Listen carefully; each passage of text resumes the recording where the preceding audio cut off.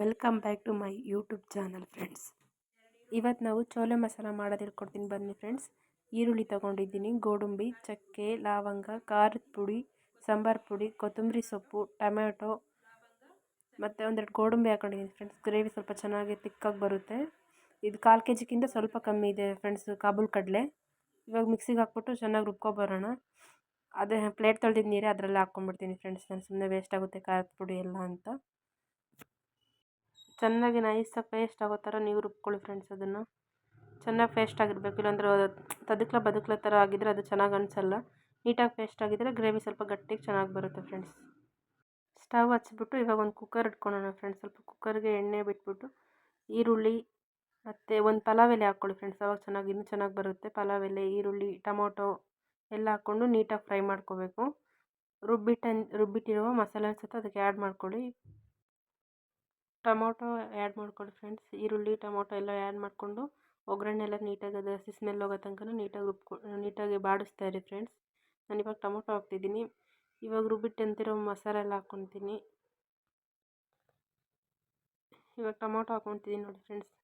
Central ನನ್ನ ತಂಗಿ ಮಾತಾಡಿಸ್ತಾ ಇದ್ಲು, ಅವಳ ಹತ್ರ ಮಾತಾಡ್ಕೊತ ಅವಳ ಹತ್ರ ಏನೋ ಹೇಳ್ತಾ ಇದ್ಲು, ಕೇಳಿಸಿದ ವಿಚಾರ ಅವಳ ಹತ್ರ ಮಾತಾಡ್ಕೊತ ನಾನು ಇವಾಗ ಮಾಡ್ಕೊತಿದ್ದೀನಿ. ಇವಾಗ ಬಾಣಲಿಲಿ ಎಣ್ಣೆ ಕಾದಿದೆ. ಕಾಳೆಲ್ಲ ನೀಟಾಗಿ ವಾಶ್ ಇಟ್ಕೊಂಡಿದ್ದೀನಿ. ಇವಾಗ ಕಾಳನ್ನ ಆ್ಯಡ್ ಮಾಡ್ಕೊತೀನಿ ನೋಡಿ ಫ್ರೆಂಡ್ಸ್. ಈ ಥರ ಕಾಳೆಲ್ಲ ನೆಂದಾದ್ಮೇಲೆ ಈ ಥರ ಆಗುತ್ತೆ ಫ್ರೆಂಡ್ಸ್. ಅದು ಈ ಕಾಳು ಫುಲ್ ಅದ್ರಲ್ಲಿ ಹಾಕ್ಬಿಟ್ಟು ಚೆನ್ನಾಗಿ ಮತ್ತೆ ಬಾಡಿಸ್ಕೊತೀನಿ ಫ್ರೆಂಡ್ಸ್. ಆಮೇಲೆ ಮಸಾಲೆ ಎಲ್ಲ ಅದಕ್ಕೆ ಆ್ಯಡ್ ಮಾಡಿಬಿಟ್ಟು ಮಸಾಲ ಎಲ್ಲ ಆ್ಯಡ್ ಮಾಡಿಕೊಂಡು ನೀಟಾಗಿ ಫ್ರೈ ಮಾಡ್ಕೋಬೇಕು. ಆ ಥರ ತಿರುಗಿಸ್ತಾ ಇರಬೇಕು. ಕಾಳಿಲ್ಲ ಅಂದರೆ ಒಂಥರ ಒಳಗಡೆ ಸೀದೋಗುತ್ತಲ್ಲ ಫ್ರೆಂಡ್ಸ್, ಆ ಥರ ಅನಿಸ್ಬಿಡುತ್ತೆ. ಮಸಾಲ ಹಾಕಿ 2 ವಿಸಲ್ ಹೊಡಿಸ್ಬಿಟ್ಟು ಒಂದು 2 ಅಲ್ಲ, ಒಂದು 5, 6, 7, 8 ವಿಸಲ್ ಹೊಡಿಸಿದ್ರೆ ಸ್ವಲ್ಪ ಸಾಫ್ಟಾಗಿ ಮೆತ್ತಗಾಗ್ಬಿಡುತ್ತೆ ಫ್ರೆಂಡ್ಸ್. ಅವಾಗ ತಿನ್ನೋಕ್ಕೆ ಸ್ವಲ್ಪ ಸಾಫ್ಟಾಗಿ ಗ್ರೇವಿ ಸಖತ್ತಾಗಿರುತ್ತೆ.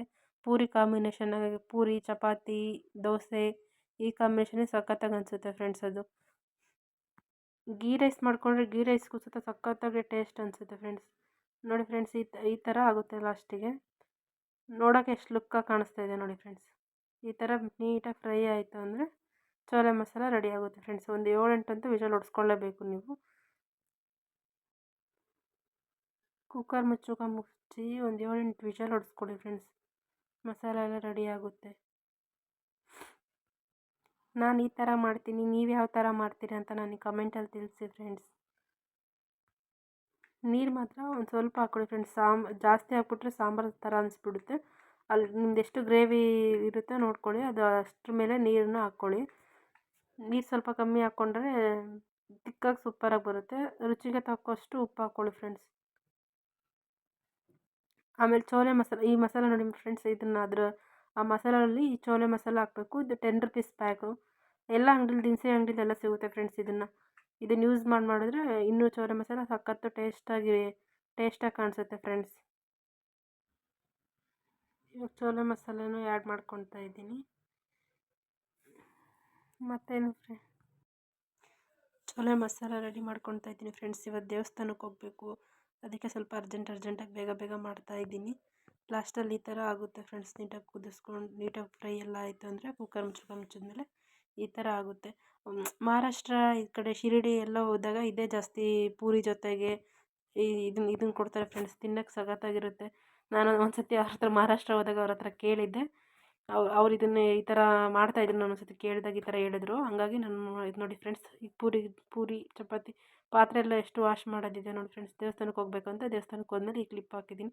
ದೇವಸ್ಥಾನದಿಂದ ಬಂದುಬಿಟ್ಟು ನಾನು ಬಜ್ಜಿ ಮಾಡೋಣ ಅಂತ ಇಟ್ಕೊಂಡಿದ್ದೀನಿ. ಒಂದು 4 ಮೆಣಸಿನ್ಕಾಯಿ, ಒಂದು ಅರ್ಧ ಕಪ್ಪು ಕಡಲೆ ಹಿಟ್ಟು, ಒಂದು 1/4 ಕಪ್ ಕಾರ್ನ್ಫ್ಲವರು, 4 ಹಸಿಮೆಣ್ಸಿನ್ಕಾಯಿ ಎಲ್ಲ ಹೆಚ್ಚಿಟ್ಕೊತಿದ್ದೀನಿ ಫ್ರೆಂಡ್ಸ್. ನಾನು ಇವಾಗ ಹಸಿಮೆಣ್ಸಿನ್ಕಾಯಿ ಹೆಚ್ಚಿಟ್ಟಿದ್ದೀನಿ. ಸ್ವಲ್ಪ ಖಾರದ ಪುಡಿ ಆ್ಯಡ್ ಮಾಡ್ಕೊಂಡಿದ್ದೀನಿ. ರುಚಿಗೆ ತಕ್ಕಷ್ಟು ಉಪ್ಪು ಆ್ಯಡ್ ಮಾಡ್ಕೊತಾ ಇದ್ದೀನಿ. ಎಲ್ಲ ಮಿಕ್ಸ್ ಮಾಡಿಬಿಟ್ಟು ಎಣ್ಣೆಲಿ ಬಿಡಬೇಕು. ಅದು ಎಣ್ಣೆಲಿ ಬಿಡೋ ವಿಡಿಯೋ ಕ್ಲಿಪ್ನ ತಗೊಳಕ್ಕಾಗಲಿಲ್ಲ ಫ್ರೆಂಡ್ಸ್. ಯಾಕಂದರೆ ನಾನು ಒಬ್ಬಳೇ ಮಾಡ್ತಾಯಿದ್ನಲ್ಲ, ಹಂಗಾಗಿ ಮೊಬೈಲ್ ಅದನ್ನು ಸೆಟ್ ಮಾಡ್ಕೊಂಡಿರಲಿಲ್ಲ. ಹಂಗಾಗ್ಬಿಟ್ಟು ನಾನು ಒಬ್ಬಳೇ ಮಾಡ್ಕೊಂಡಿದ್ದೀನಿ. ಹೆಚ್ಚಿಟ್ಕೊಂಡ್ಮೇಲೆ ಈ ಥರ ಆಗಿದೆ. ಲಾಸ್ಟಲ್ಲಿ ಬಜ್ಜಿ ರೆಡಿ ಆಯಿತು ನೋಡಿ ಫ್ರೆಂಡ್ಸ್. ಈ ಥರ ನೈಟ್ ಪಾತ್ರೆ ಎಲ್ಲ ವಾಶ್ ಮಾಡಿಟ್ಬಿಟ್ಟು ಅಡುಗೆ ಎಲ್ಲ ಮುಗೀತು, ಬಜ್ಜಿ ಎಲ್ಲ ಮಾಡಿದ್ದು ಪಾತ್ರೆ ಎಲ್ಲ ವಾಶ್ ಮಾಡಿಡೋಕ್ಕೆ ಅಂತ ಎತ್ತಿಟ್ಕೊಂಡಿದ್ದೀನಿ. ನೀಟಾಗಿ ಪಾತ್ರೆ ಎಲ್ಲ ತೊಳೆದು ಲಾಸ್ಟಲ್ಲಿ ಎಲ್ಲ ಕ್ಲೀನ್ ಮಾಡಿದ್ಮೇಲೆ ತೋರಿಸ್ತೀನಿ ನೋಡಿ ಫ್ರೆಂಡ್ಸ್. ಬೆಳಗ್ಗೆ ದೋಸೆ ಮಾಡೋಣ ಅಂತ ನೆನೆ ಹಾಕಿದ್ದೆ. ಎಲ್ಲ ರುಬ್ಬಿಟ್ಕೊತಾ ಇದ್ದೀನಿ. ಬೆಳಗ್ಗೆ ನನ್ನ ಮಗನ ಟಿಫನ್ನಿಗೆ ಇಡ್ಲಿ ತಪ್ಪೇರಿ ದೋಸೆ ಏನಾದರೂ ಮಾಡಿಕೊಡ್ಬೇಕು. ಅವ್ನು ರೈಸ್ ಐಟಮ್ಸ್ ತಿನ್ನೋದು ಸ್ವಲ್ಪ ಕಮ್ಮಿ. ಬೆಳಗ್ಗೆನೇ ರೈಸ್ ಐಟಮ್ಸ್ ತಿನ್ನಬೇಕಂದ್ರೆ ಅವನಿಗೆ ಅಳು ಬಂದಂಗೆ ಆಗುತ್ತೆ ಫ್ರೆಂಡ್ಸ್. ಅದಕ್ಕೇ ನೈಟೇ ಮಾಡಿಟ್ಕೊಂಡಿದ್ದೀನಿ. ನಾನೇನು ಅಡುಗೆ ಮಾಡಿರಲಿಲ್ಲ. ನೈಟ್ಗೆ ದೇವಸ್ಥಾನಕ್ಕೆ ಪುಳಿಯೋಗರೆ ಮಾಡ್ಕೊಂಡು ಹೋಗಿದ್ದೆ. ಅದನ್ನೇ ನೈಟ್ನ ತಿಂದ್ಕೊಂಡ್ವಿ. ನಮ್ಮ ಮನೇಲಿ ಸ್ವಲ್ಪ ಹಾಲು ಬಿಸಿ ಮಾಡಾಯಿತು. ನಮ್ಮ ಮನೇಲಿ ಸ್ವಲ್ಪ ರಾಗಿ ಗಂಜಿ ಮಾಡಿಡ್ತಾಯಿದ್ದೀನಿ. ಅವ್ರು ದಿನ ನೈಟ್ ಗಂಜಿ ಕುಡಿತಾರೆ. ಈ ವಿಡಿಯೋ ನಿಮ್ಗೆ ಇಷ್ಟ ಆದರೆ ಒಂದು ಲೈಕ್ ಮಾಡಿ, ಕಮೆಂಟ್ ಮಾಡಿ, ಶೇರ್ ಮಾಡಿ ಫ್ರೆಂಡ್ಸ್.